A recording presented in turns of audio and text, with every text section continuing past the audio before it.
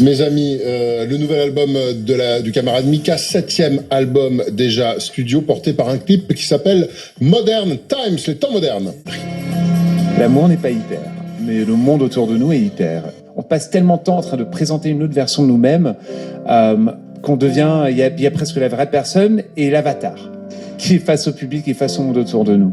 Je trouve que c'est comment on répond à un monde d'hyper-vie, d'hyper-politique, avec un album qui s'appelle Hyper Love, Hyper Amour.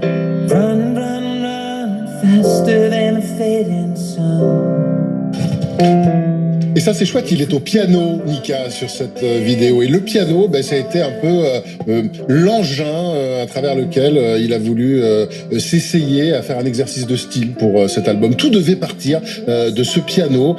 Chaque chanson devait passer par l'instrument. Il a passé 1 an à écrire, il a passé 10 mois en production. Mika, c'est vrai, c'est un hyper investi dans son travail, à tel point d'ailleurs que son compagnon a carrément pris la poudre d'escampette quand il était en train de travailler son disque.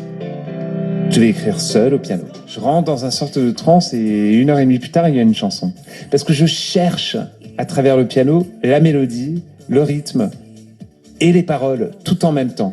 Je suis tellement insupportable que même mon conjoint de 20 ans ne peut plus vivre dans mes ateliers et il s'est échappé dans un petit cottage avec les chiens parce que je mélange tout. Quand j'écris, tout est clair. Quand on parle d'amour, on pense toujours à des grandes tragédies grecques. Et ton chien, tu l'aimes moins? Bon. Je pensais que je me posais des questions sur l'amour. Je me suis rendu compte que je me posais des questions sur la spiritualité, sur l'âme. Il faut se concentrer sur ça. C'est la seule chose qui souligne et qui clarifie l'universalité qui nous rejoint.